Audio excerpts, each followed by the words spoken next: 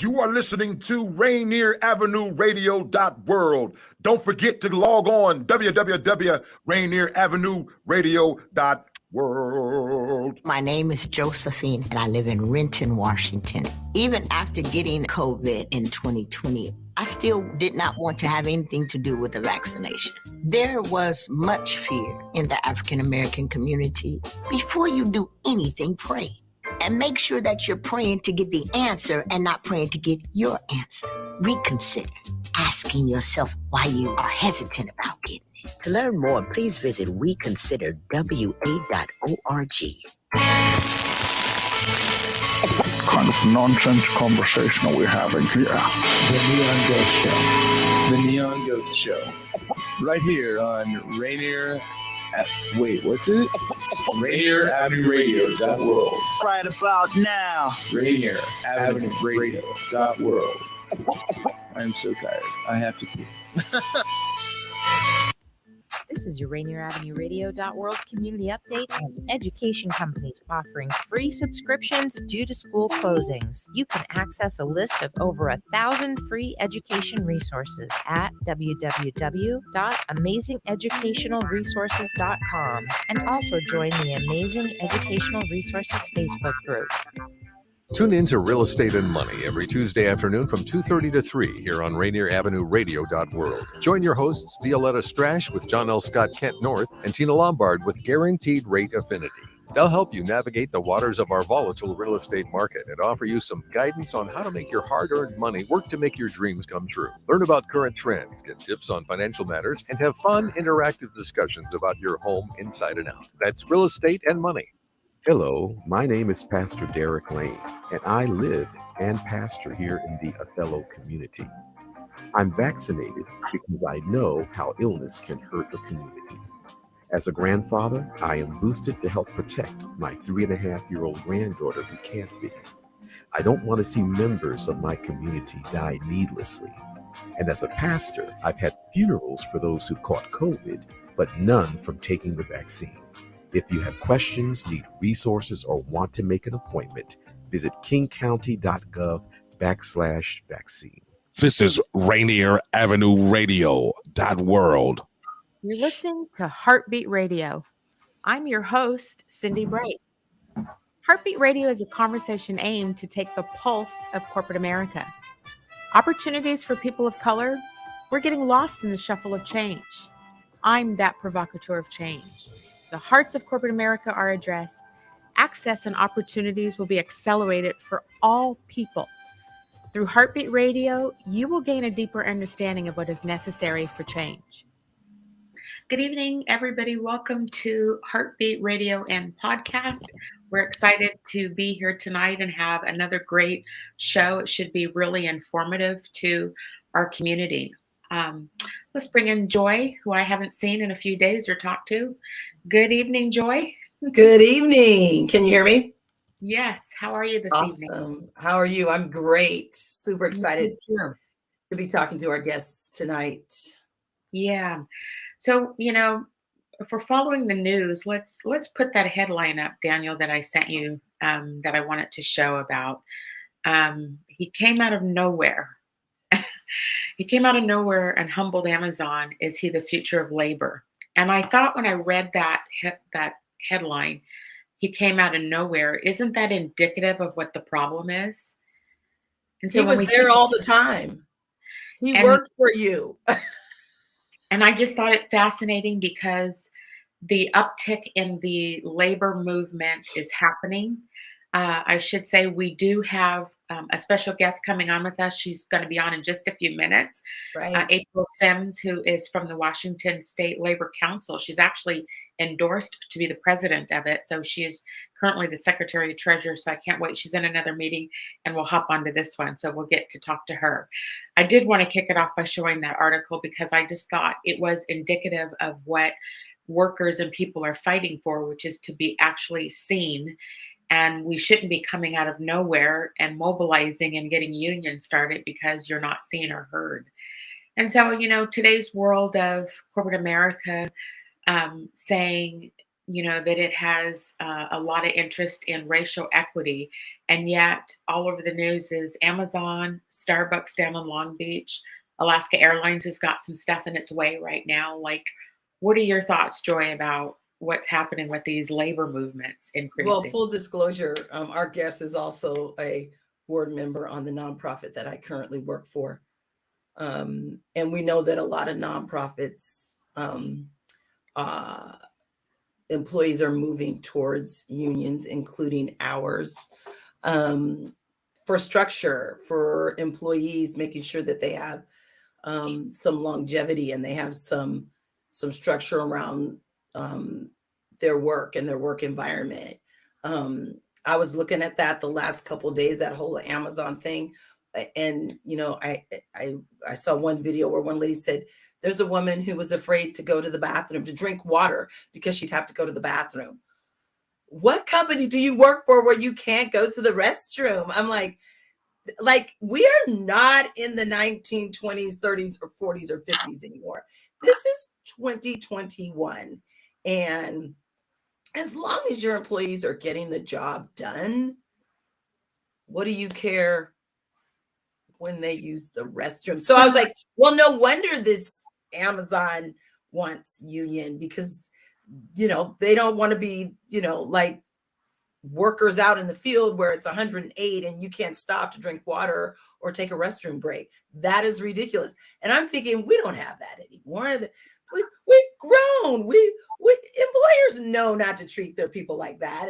And so it's like, right on. I was so excited to see that they stood up for themselves and are speaking truth. And if he's the face of what labor is going to look like, right on to that too. But part of me is like, when I saw that, because I saw that, what, a day ago? Was that today or yesterday? I saw that and I was like, he was always there. He works for you. He's probably a great employee. Has anybody tapped into him? In typical fashion, yeah, people who stand up for themselves or other people are fired. And so he was fired 2 years ago. And so right. He's one of the people that, speaking as one of those folks who you mess with the wrong people when they are simply trying to do the right things and ask for the right things. And, I know nothing about the circumstances internal, but I know what the pattern of behavior is when it comes to oppressed people speaking out and demanding change. And let's just be real that, there was quite a bit of articles about the wave of attrition that has happened at Amazon. So lots of senior level people leaving. We are living in times of inflation, and I think the last number I saw was 8.5% inflation. Are wages being kept up with that to reflect the inflation that people are facing, while the demand for people to come back into the office and pay $5 plus and higher here in Washington State gas hikes? Like, there's an imbalance of it, and so when you're not looking out for the people who are protecting your profit, then you're creating. I simply have said this my entire career, that you either pay up front or you're going to pay in the back end, because people are not going to just tolerate abuse, being fired and put in the street, not being paid reasonably, health benefits, all the things that they are fighting for. So my business coach told me this week, the generation behind you and behind me and the generation behind them are not going to put up with what we put up with. And it resonated with me. I was like, okay, yeah, we kept our head down. We did our job. We knew there was some microaggressions or macroaggressions going on, but we didn't say anything. And so, because we just wanted to keep our heads down and do our job. But the generations behind us, they're done with that. They're speaking up. They're saying, this isn't right, and we're not going to stand by for this, and we're not going to let employers treat us like this. And I do have to give kudos to those folks, because I was socialized to accept it, because I'm doing better than my parents, right? So I'm doing better than my mom or my dad from the 50s, 60s, and 70s. Okay. Come on, Joy. But That's not enough. It's not enough. And I'm a union kid. My dad was in the union, my mom was in the union, my husband's in the union now. So, but what's happening to, what do you call it, fan the flames, is that we get to see in the news how extravagant. I mean, the latest ordeal with Twitter, you have $44 billion to buy a platform to try to drown out and shut out. But you can't pay your taxes, and you can't. Don't pay it, we have a system where people are in this streets sleeping, and people are seeing the gross imbalance. And so if we have that kind of wealth, then you should be paying your last week's show, right? You should be paying your share of it. And why are you not trying to help? And by the way, the people who are unionizing, we're watching the founder of the organization fly to the moon. Like anybody gives a rat's behind about buying yachts. He was out there buying yachts. I mean, it's like, use some discretion about how you show up in the world, because if you don't want to have people organizing around you, then stop flaunting in their face that, while your ex-wife is giving away money. I was just going to say that. She's like giving away money. She's like, who can I give this to? Who's doing this good work? Like total opposite, which you know that she suffered in order for him to get that wealth. There is no question about that. Oh, absolutely. So, if I'm her, I mean, who did somebody tell me? Somebody used an analogy and I won't remember it, but it had something to do with, like, if you count from 1 to 1 million, it takes you this amount of time. But if you count to 1 billion, like when you're in the billions, like her money is making so much money so quick, she can't give it away fast enough. And good for her for recognizing all the people that have been harmed or that could use this kind of money to help change society. But we just have a society so full of greed, and the only way that organizations are going to pay attention is when they're sued or you organize labor. I mean, those are the two attention grabbers. Yeah. I've been watching on LinkedIn how she's been giving away her money and to all the great organizations and causes that she's picking. And it's those folks who are silently doing the work.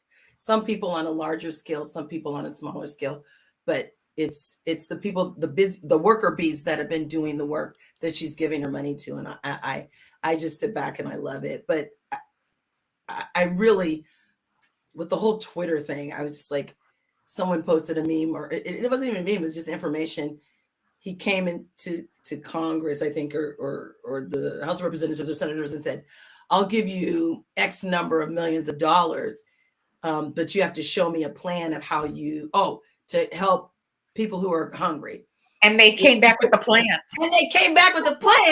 And then he goes and buys Twitter for $46 or $44 million. I'm like, wait a minute.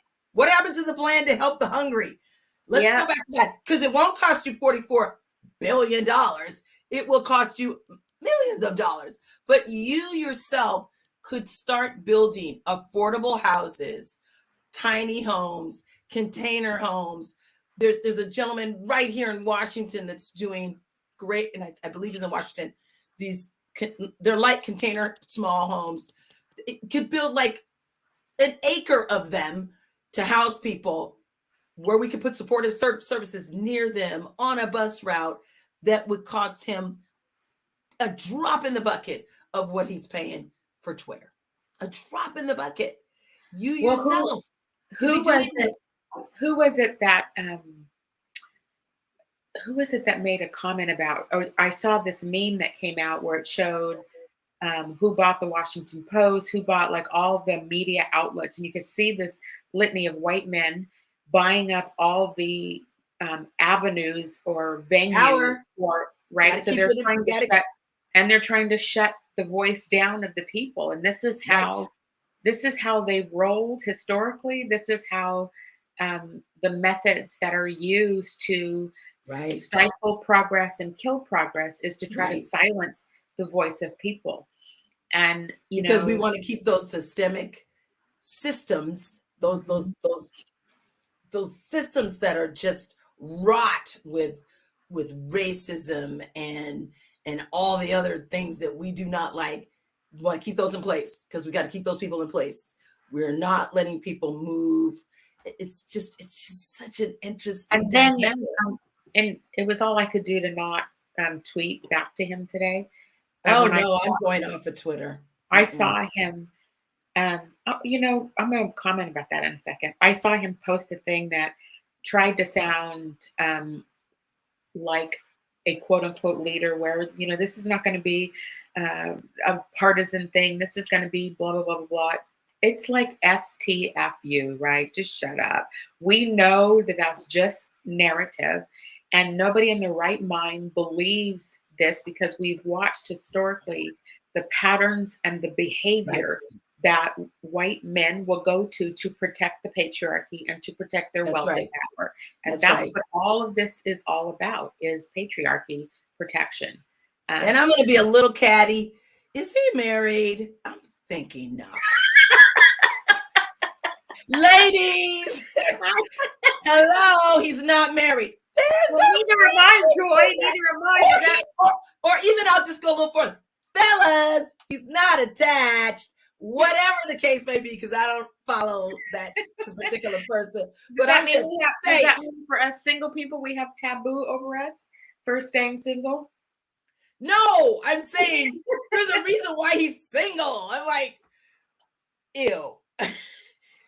Well, he has something nice to sleep with. He has a bank account. His money. Yes, I can't judge the marital status thing.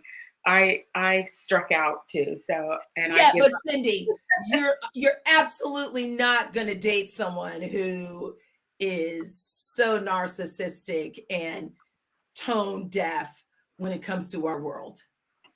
Yeah, that's right.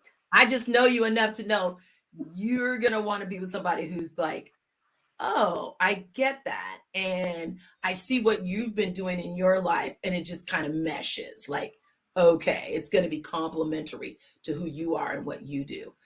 I see nobody. I'm glad you gave that some thought. I'm glad you gave that some thought, Joyce. I have.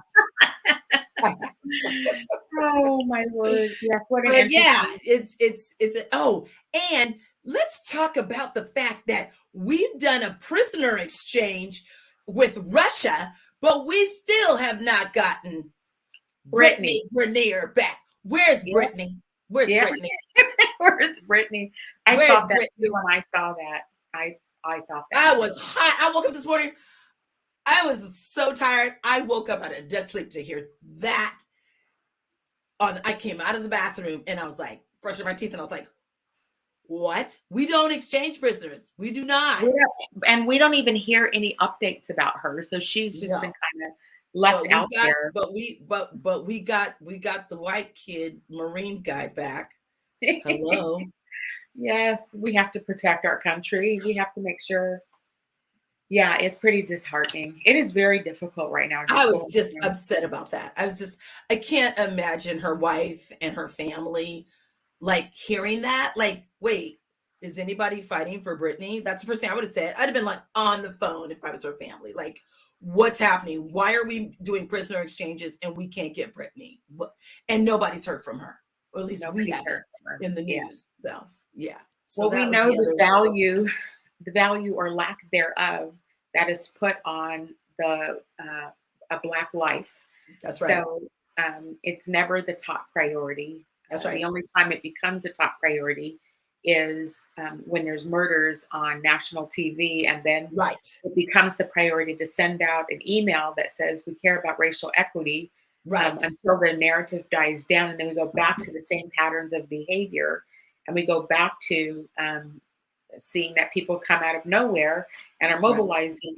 And it's just pretty disheartening to me. I mean, I guess because I haven't seen in a long time the major labor efforts going on. So I guess for a minute, I mean, I'm not in that space. It'll be interesting when April comes on to hear what she has to say about.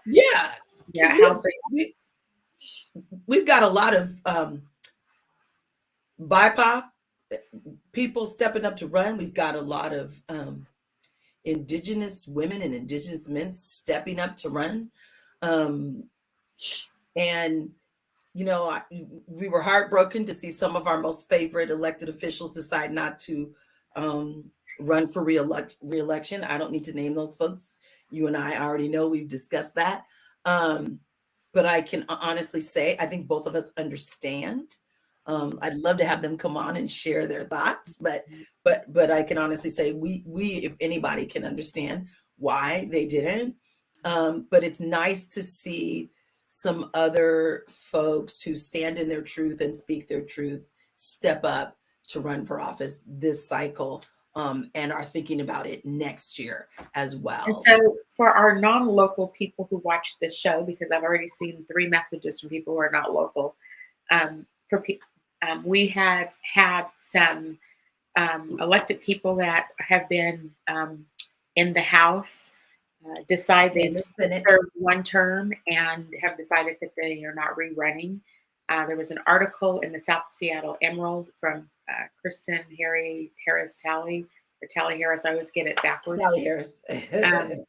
About the culture inside of the legislature, and Representative Jesse Johnson talked about, you know, working 500 hours a week. And when you are a person of color, you're also holding full-time jobs to be able to run for office. And so the comments that we saw or heard from them it's in fact what the issue I ran against, because I ran against a wealthy white woman. And so I was running a business at the same time as trying to run that campaign. So if you're white and wealthy, you have the freedom to campaign. When you are persons of color, you don't necessarily have that. So it's a whole different animal. Look, we got a little off topic as we were waiting on our guest to show up. She has arrived. And so let us introduce and welcome in Ms. April Sims, who's joining us from the Washington State Labor Council this evening. Good evening, April. Hey, how y'all doing? We are good. We are glad you're here. It's good to be here. It's good to be here. I was enjoying the conversation back in the green room. So it sounds like y'all just getting to it tonight. It's what we do. We couldn't wait to get to it with you. I want to acknowledge something. I see that you got this major endorsement to you're running for the president of the Washington Labor Council. And so you stand positioned to run the labor for the state of Washington. Yeah. Thank you for mentioning that. Thank you for noticing. I am running to be president of the State Labor Council. And, you know, like any candidate, I've been working hard to earn some endorsements I'm really proud of, and excited to see what the future holds. We're excited too. Anytime I told you an email, anytime we got Black women leading and running, we're happy to highlight and have you on and come on and talk with us. We started off, I know you were in another meeting. We started off just discussing a little bit about the labor movements across the country now that are happening, the Starbucks, the Amazon. I showed the headline of Chris Smalls. There was a headline in one of the papers that said he came out of nowhere. And I said, isn't that indicative of what the problem is that a person who raises an issue is somebody who comes out of nowhere because they're not being paid attention to. We wanted to hear from you what your views are about what's happening across the country and here in the state of Washington when it comes to labor movement. Yeah, it's a really exciting time to be in the labor movement. I mean, I think when you look back at our history, the last time that income inequality was as high as it is right now, when the rates were, you know, the gap between the wealthy elite and the working class was this large, was in the 30s. And that was really the height of organizing for the labor movement. And so we're seeing conditions today similar to the conditions in the 20s and the 30s. And if we do our work right, then we will see a resurgence in the labor movement of organizing and bringing more workers in. So it's really exciting. I think, you know, the COVID pandemic has highlighted what those of us in the labor movement have always known, which is like nothing moves without the workers. That's right. And folks really have to acknowledge the power of the workers right now. And I think workers are recognizing that without a union and a voice on the job, they're precarious, both in terms of economic stability and in terms of safety in the workplace and upward mobility. So super exciting time to be, in the labor movement. Did you have any inkling that that was going on at the Amazon? I know that's in another state, but do we have those same issues with Amazon here in Washington State, where there's times for you to drink water, times for you to go to the restroom, like you're being told you have to do XYZ before you use the restroom? Do you see that here, that's happening here in Amazon or any other company?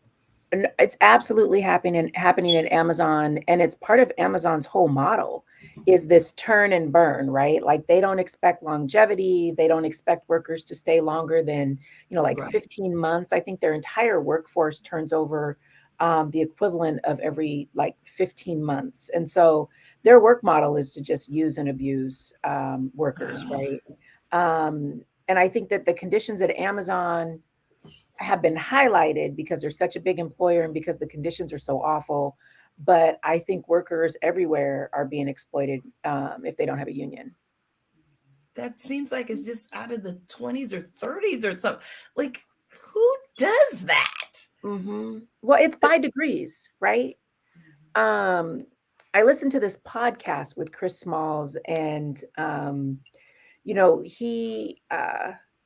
he talked about wanting to work for Amazon because it's this big employer, and you think, oh, I can go work for Amazon, then I will have made it, right? But the social contract is broken in terms of employers taking care of their employees, and so, but a lot of workers haven't recognized, or maybe we're just like realizing how broken that contract is,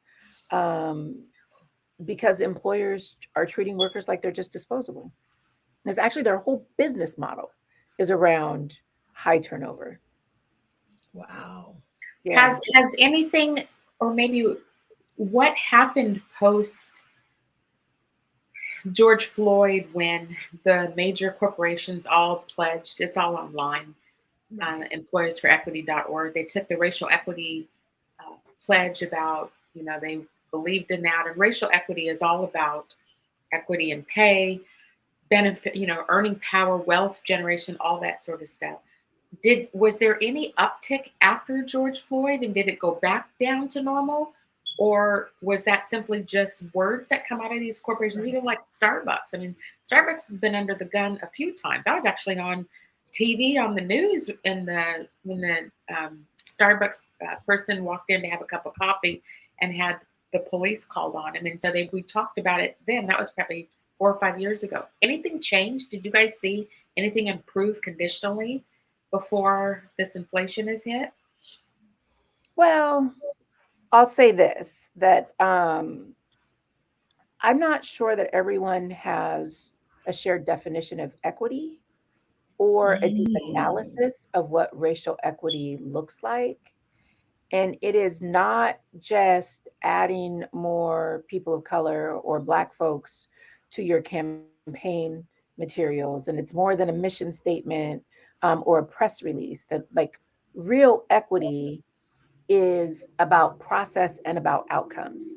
So it's not just focusing on the outcomes, but it's really, my reframing around equity is, we talk a lot about how a rising tide lifts all boats, right? That's certainly what we hear all the time. But real equity is identifying what boats we need to lift and what conditions will lift those boats. And the conditions that lift those boats will then lift all boats. And so I don't know that everyone is approaching equity from that same perspective. It's not just about who's in the room. It's about who has institutionally recognized power in the room. It is about who is in a decision-making role.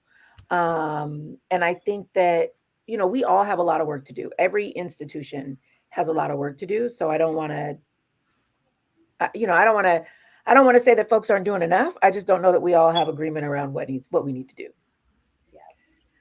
We're going to, we're at the half hour, and we normally take a quick break. So we're going to take that quick break and then pick back up, April, when we come back. 3 minutes. Okay. Yeah. That up in Saks, I favor black businesses. Assuming I'm rooting for everybody that's black. Yeah. Yeah. Assuming I'm rooting for everybody that's black. Yo. Rainier Avenue Radio. Your community radio station will provide you with more information. Rainier Avenue Radio. Do you want to reach out to the Vietnamese community in Seattle? Just advertise in Người Việt Tây Bắc, that is Northwest Vietnamese News, the longest running Vietnamese language newspaper in our region. Go to nvnorthwest.com. You're listening to Rainier Avenue Radio.world. I'm Granville Emerson along with my partner, Ronald Pepe Bean. And we host the show Little Line Sports right here on Rainier Avenue Radio.world, where we talk about football, basketball, local sports, national sports, Seahawks, UW, Seattle U Redhawks, Garfield Bulldogs, all that and more right here on Little Line Sports on Rainier Avenue Radio.world.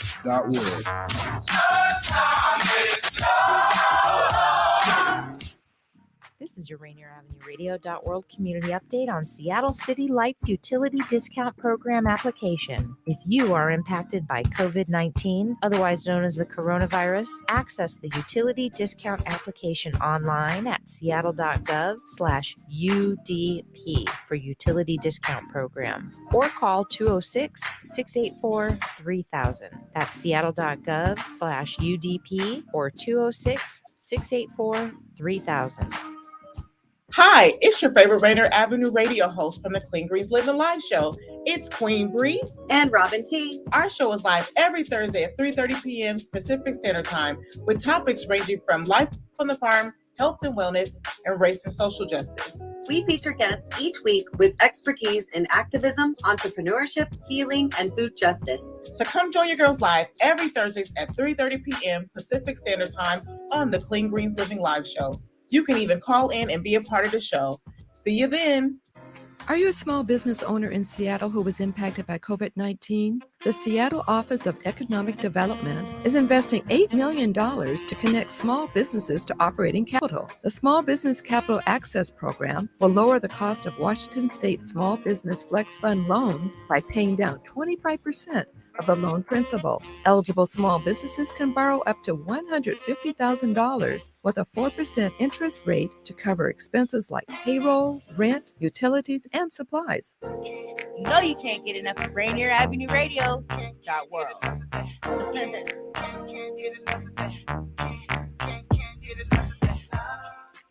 Have that up in Saks, I favor black businesses. Assuming I'm rooting for everybody that's black. Yeah. Assuming I'm rooting for everybody that's black. Yo. Welcome back to Heartbeat Radio and Podcast. I am your host, Cindy Bright. We are having a conversation this evening about labor movements across the country here in Washington State and across the country based on what we're following with Amazon, with Starbucks. And so we're excited because we have an executive out of Washington State Labor Council, April Sims, is with us this evening. She is also running to be the president of the Washington Labor Council. So we're proud and happy to have her on here talking with us. Let's bring co-host Joy and April back in with us. We were talking about the ship of equity. I was looking at some of the comments, that were coming in, and listeners are saying it's definitely happening. Employees are being exploited. I shared a story a couple of weeks ago about, I'm trying to read this. I shared a story a couple weeks ago about going to this Chamber of Commerce event. It's in Bellevue. And there were three major employers there that were talking about. The subject of it was the war on talent. And I went to go hear and listen how these employers are talking about this topic. And I did not share who those employers are. There are three major ones, all VPs of HR, all white women VPs of HR. And the gist of the conversation that I heard was that everything was going honky-dory. And so on air, I come on and I'm like, is this going honky-dory for everybody like who listens to the show? Do you hear and see? There's such a disconnect between the C-suite and regular people, the people who are making profit for these companies. And it's the work that I engage in trying to help, bridge those gaps and help move equity forward. April, pick back up where you were talking about the difference in descriptions of people don't seem to understand where equity is. And then we have, the labor movement is back now with how you've seen it or how it used to be in the 30s, you were saying. Can you talk to us more about that? And I'll catch up on Built by Bobby's comments that he was saying. Yeah. The first thing I'll say is that we have our own history in the labor movement. We, both in terms of fighting for equity and in terms of perpetuating racism, anti-Blackness, and racial inequality. So I don't want to suggest that we have it all figured out. Any institution built on a system of racism is inherently racist until it does the work to be actively anti-racist. And our union institutions are no different. We are doing that work. It's not easy and it's not fast, but so I want to just acknowledge that, how we have been complicit in perpetuating racism and inequality. But I think, so I'm sorry, what was the second part of your question?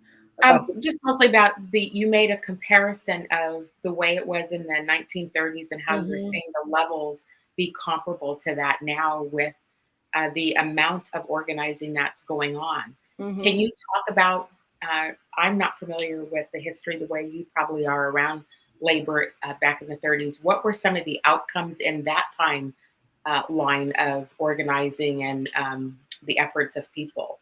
Yeah. Well, if you look at some of the first attempts to organize, if you look at the UAW workers, right, organizing at Ford and Chrysler, back in the 40s, folks thought that they wouldn't be able to organize a big industry like the automobile industry, right? It was too big. It was going to be too hard to organize. And those workers proved to be successful. So I think this idea that Amazon is too big to organize and Starbucks is too big to organize is just frankly been proven false, because workers are always going to fight to demand a voice on the job and the opportunity to come together in union, right, to be represented.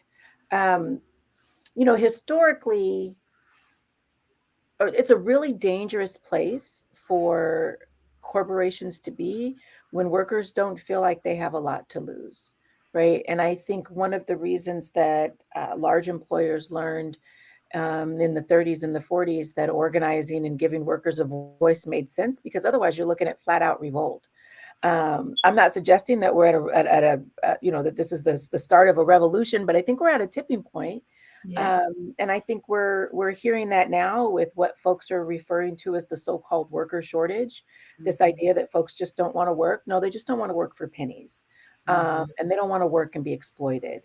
And, as long as that increases, employers are going to have to come to a place where they give their employees an opportunity to negotiate their wages, benefits, and working conditions. And that's what the labor movement has historically always been about. Do you see a generational divide here in younger folks wanting to organize and unionize?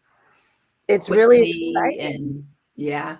Yeah, union favorability is the highest among workers under the age of 25, right? Maybe it's 24. I'd have to look at the numbers again, which is really exciting. So every time I hear folks talk about young people, right, and how entitled they are, I think, yes, like, what have we been fighting for, if not for the next generation to feel like they're entitled to something better than what we had?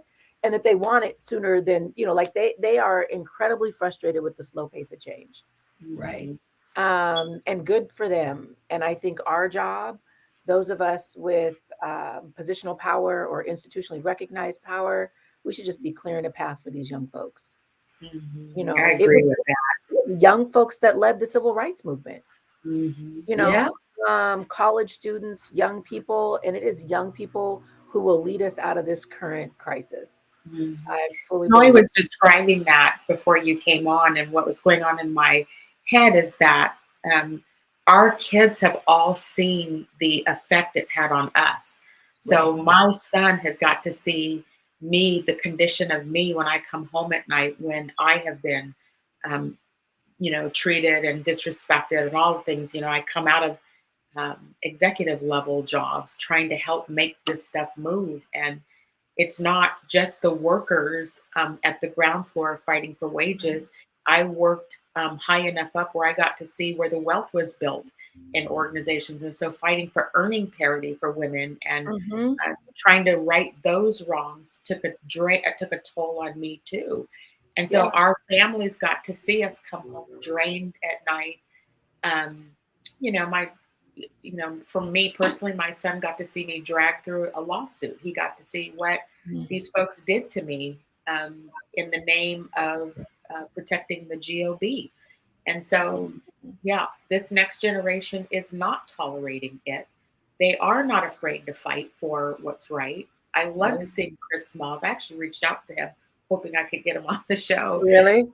Yeah, I've loved, just to hear how, what this man must have gone through, being fired, rejected, and then now, out of nowhere, here comes a person. The toes you step on today are connected to the ass you have to kiss tomorrow. I have heard that my entire career. And so when you take on these harm people, they are going to be the people that are going to come back and fight and make damn sure you are not doing that to anybody else. That's right. And so bless his heart. I even read, oh my God, and it triggered me, right? It reminded me of my own challenges, but there was a memo that got leaked about him from internal Amazon. I don't know if you guys saw the article about that, but oh my God, it said that, basically telling the other leaders, you don't have to worry. He's not smart or articulate. Isn't that is classic what they say about Black people. And he was smart enough and articulate enough to get a union vote, right? So he's not smart because you don't know how to recognize a smart Black man.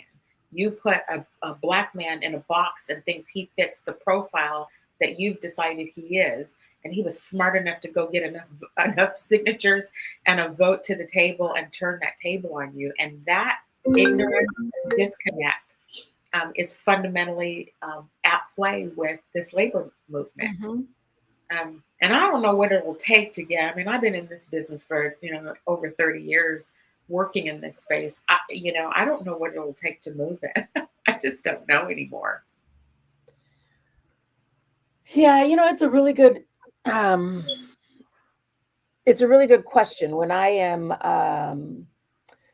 I am an optimist, which is a little bit of an occupational hazard sometimes, right? Anybody who works around politics will tell you that it's not really work for the optimistic, right? You got to be just a little bit jaded. But I'm an optimist, and so I think that we've got a generation that saw a Black man elected president, right? And still saw that nothing really changed systemically. And so this idea that we just have to get this one thing and then we will be free.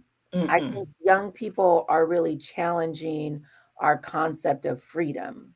Like what does it mean to be free? And what is it going to take to get there? And so I'm still optimistic that it will happen. I think change is happening. They say battleships don't turn on a dime. I like to think of the labor movement as a battleship. I think we are course correcting right now. We just don't really see it, or maybe we're starting to see it, right? But it takes a while to completely course correct something as large as some of our institutions. I think those of us who do the work from the inside and believe that we can impact change from the inside, right, often do it at a personal cost, but we do it because we believe it's possible. If not for us, then for the generation that will follow us. I also think that the generation behind us, and I say generations behind me, are understanding that there's this huge wealth gap, and they're like, we got to shut that down. Oh yeah, we got to buy property. We got to make sure that we are, doing what we have to do to leave some sort of generational wealth for our kids, for your, I see my son saying your grandkids, mom. So what does that look like to them? It's totally different than what it looked like for me as a worker. Cindy was at the executive level. I wasn't at that level until now, later on in life. I was always the worker bee, which I was fine with that, but you don't get seen, you don't get heard. And you don't get it as a Black woman executive either, Joy. Exactly. Right? But I think that's a whole nother podcast, sister. Right? I'm here for the conversation, though. Just so you know, I'm here for it. Yes. We talk about it. Oh my God. Yeah. I just think the generations behind us are like, we're not standing for that. And that's what I said when we first came on, and you hadn't joined us today, but they are not standing for the shit that we were like, all right, we're still moving ahead. We're still doing better than our parents, So they're like, no, that's not going to fly anymore. So yeah, they're not with the respectability politics. They're like, I don't care how you say I have to show up. They want to live authentic lives. Right. That's exactly right. That's totally different from how we showed up. At least me, for me, because I'm sure I'm older than you, April. But for me, that's not how it was. It's like, you will be this way. You will do it this way. You show up this way. How did my mom train me? You do not wear jeans. You look right. You are polished. You are this. And now kids are like, no, this is how we're gonna do things. So it's just a whole new ball game. So yeah, it's a great comment built by Bobby's making about the African American population. There's actually a statistic about this that I heard quoted by somebody credible in the Seattle area. And he said that the GDP spend on Black businesses for 2021 was $1.2 billion. In a state of Washington, there's a 5% Black population, and that number should have been $22 billion. So just think about the delta in that on business, right? And it's so off. It's so far off. You're never going to make up a $21 billion delta, right? We can fight for it. We can fight and work for it. And so the question has become, in all of these systems, even in should we be building our own things again, right? Because I know you guys are both optimists. I call myself a realist about just having my feet to the ground for so long. Do I realistically believe we're ever going to diversify boardrooms enough with women and brown and Black people? No, I don't hold that hope. The corporations lean towards white women because they're able to use gender as a diversity statistic. And so 9 times out of 10, when you're looking for a diversity hire, it goes to a white woman. That is just fact. You can see the trends. You could look at any company's websites and look at you can see it's not diversifying. So I already know nonprofits are. I mean, April can speak to that. Nonprofits are. We've got one board that's 50% BIPOC and another board that's 60% BIPOC. So for Washington Conservation Voters and Washington Environmental Council. So I think nonprofits are moving that way. I'm not sure. I think you might be right, Cindy. Corporations may not be moving that way. And wealth is built there, right? Yeah. So wealth, right? So tax codes control. The tax codes are setting up a different system for where nonprofits are not having to report out to shareholders. For-profits do. And so there's just so much that goes into financials and how they drive them. And so to change this system will require an elimination, if you will. I mean, I say it in my book, wipe out middle management, like wipe out where all this money is being spent and where the harm is being done to brown and Black people. Take that out and start doing set up some different systems so that people have access. That is going to require, and I know it's a bold thought, because a CEO will look at that and cringe, because he will never compromise a dollar that he has to explain to shareholders, because it will affect stock price to do some of the things I think.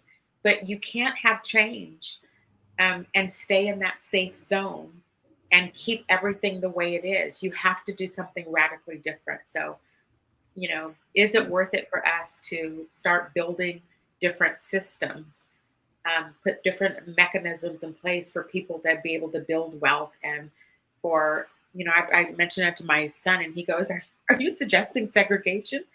And I had to really think about that question. So I was like,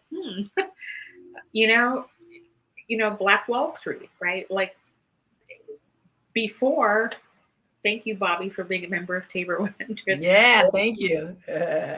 Yeah. What is your platform, April, as you're being elected to lead this Washington Labor Council? What is that? What does your platform look like? Yeah, well, I think that the State Labor Council has done a lot of good work. We have a lot of really good programs, and I don't foresee making a lot of significant changes to some of the work that we're already doing. But I definitely want to focus on climate jobs and climate justice. I think we have a once in a generational opportunity to center the needs of workers and frontline communities in green energy policy and the green energy economy, and create, jobs that have high labor standards and good training, and that provide pay a livable wage and provide a glide path to the middle class. So I want to focus more on climate policy, but specifically climate jobs and climate justice. I want to double down on the racial equity work that we've been doing. This is going to catch you guys a little bit off guard, but just follow me on this. I want to create a conservative caucus at the Washington State Labor Council and connect our conversations around race to class. I think that 40% of union members identify as either fiscally or socially conservative, and we are losing those folks to the narrative on the right. Because we don't want to engage them around race. But what's happening is the right is engaging them in conversations around race. They're just not calling it, they're not talking about racial equity. They're talking about CRT, critical race theory, and woke culture, right? And we're losing, white, rural union members because we're not engaging them. And I think through, a conservative caucus, we can reach out to union members that currently don't see their fate in this fight for racial equity, because racism is a system of oppression that was just designed to divide the working class, right? So the wealthy elite could consolidate their wealth and their power at the top. And that was the system in the 1600s to keep the indentured servants and the slaves from revolting against the ruling class. That system is still being used to divide workers, and we're all losing power. So I want to explore the possibility of a conservative caucus, and I'm interested in feedback around that. But I also want to get back to organizing. This whole conversation around worker organizing, we proudly boast having the third highest union density in the nation here in Washington State, at close to 20%. We're at over twice the national average, which is, we're just behind Hawaii and New York. But that's something to be proud of, but 80% of the workers in our state don't belong to a union. And, 70% of workers say they'd join a union tomorrow if they were given the opportunity. So I think, we have considerable resources and affiliates that can participate and engage in strategy conversations, so we can, identify workers that we can bring into this movement, which I think is just going to make this new influx of workers is ready to talk about climate jobs and climate justice. They're ready to talk about racial equity and engage in a race class narrative. So I want to explore more organizing. And then I want to, really find ways to tie in workforce development, especially in rural areas. I was just in this presentation with Employment Security today, and they were talking about the unemployment numbers. And we talk a lot about urban versus rural, but the unemployment rate in Pierce County, my county, shout out to the 253 and to Tacoma, because I saw that somebody made a comment about Tacoma. Come on down. But the unemployment rate in Pierce County is higher than the unemployment rate in Lincoln County, higher than the unemployment rate in Asotin County, higher than the unemployment rate in Clark County. So I think we have to really look at where where there is high unemployment and where there is opportunity for the State Labor Council to play a role in, training, apprenticeship programs, upskilling, pre-apprenticeship programs, where we can reach out to communities who have historically been left out of economic conversations and provide pathways to meaningful employment to them. And then also meet the growing labor demand that we're seeing. So those are just a little bit about what I've bit, yeah. just a couple Also, things I've been while, thinking about. Also, while giving, of making childcare affordable for our workers, because some of these folks are single parents, single grandparents who are raising kids. And that seems to be a barrier sometimes. And I know it was even back in the 80s for me when I had my child, and it wasn't as expensive as it is now, but that was still a barrier. Finding someone reliable, licensed, certified. You don't have to worry about your child being there, getting hurt or assaulted or, any of the horrible things that may happen. But that's also just another barrier to think about for those folks who may not be working. No, I'm so glad you mentioned that, because we've been doing a lot of work around childcare, and you're exactly right. It's a worker issue, right? It is. And it's an infrastructure issue, because Yeah. if workers need it, it's part of infrastructure. And what we've been learning through our surveys and conversations around childcare is it's a compounded problem. It's both that childcare costs too much, and that workers, childcare providers, and folks in the care industry at the same time don't make enough money. Right. So you can't just reduce childcare prices because the workers aren't being compensated enough, but you can't raise their wages because the cost of childcare is too high. So it's going to require engagement with business and with government to really think through what is a holistic strategy, and how do we provide childcare to workers that have to commute an hour to and from the job, or that don't work traditional hours, right? And that are required to work weekends, and what is a holistic solution? So I wholeheartedly thank you for bringing that up. Yeah. This is something I know I experienced as a single mom. So listen, I got 3 kids. They're all grown now, but I could not. Yeah, they're all grown and gone. I mean, almost. My youngest is finishing up her nursing program now, so I'm on my last one. But I could not afford childcare today, and I make not for 3 kids, and I make a good living. Yeah, I don't think I could either. I know I couldn't as a single mother if I had the same jobs that I had in the past. There's no way I could. No. Well, this has certainly been interesting tonight. It's interesting to talk about this because this is a movement happening now.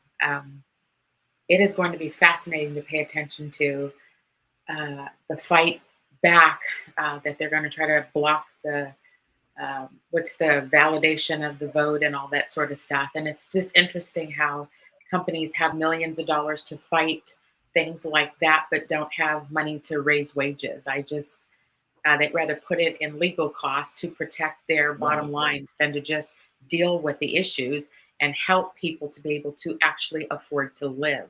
Mm-hmm. It's pretty wild. Because Chris was one of the warehouse workers. So you're not talking about, executive level comp. You're talking about, what has it been, 10, 15, 20 years that minimum wage has stayed the same, and people can't live like this, and it just can't. You can't take care of families and feed them and all those sorts of things. And those folks all work different shifts, and it's hard labor work, hard work. Yes. Yeah. Yes. Yeah. Well, we have a saying in the labor movement that a bad boss is the best organizer. So the more they fight, the more it will galvanize the workers to stick together and ensure that they do have a voice. Because we're not disposable. We're more than just the products our labor produces.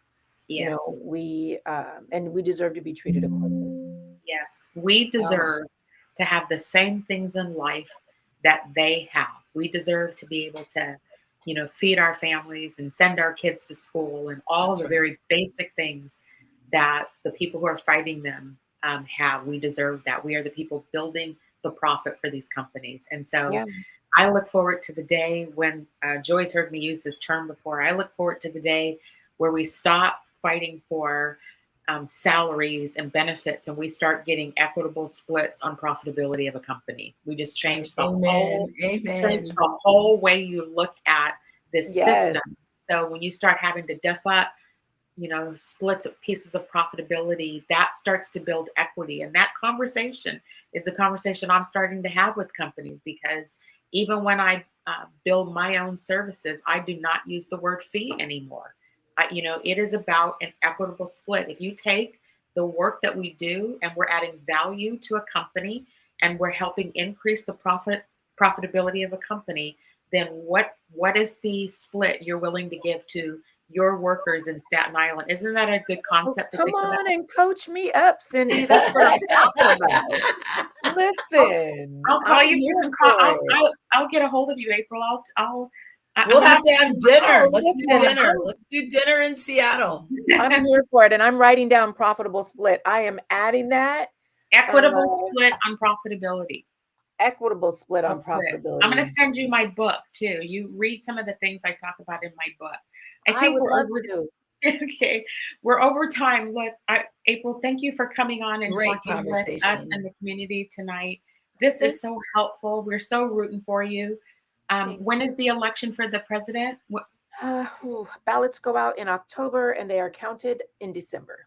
Okay. Nice. We are in your corner. Thank you for coming on with us this evening. And to our listeners who were here listening, and to all of the people that participated on the feed, I was trying to keep up with all the comments. Thank you for continuing to join us every week. Next week, Heartbeat will be celebrating its 150th episode, if you can believe that. So that's how many shows we have done for our community. So thank you all for joining. We look forward. April, thank you again. Thank you so much for having me. I feel like I could talk for another hour with the both of you. Right? I'm looking forward to dinner and drinks, ladies. That sounds good to me. Profitability split we're going to talk about. Yeah. We will. All right. Everybody have a good evening. We will see you next Wednesday. Thank you so much. Set up in Saks, I favor black businesses. Assuming I'm rooting for everybody that's black. Yeah. Yeah. Assuming I'm rooting for everybody that's black. Yo.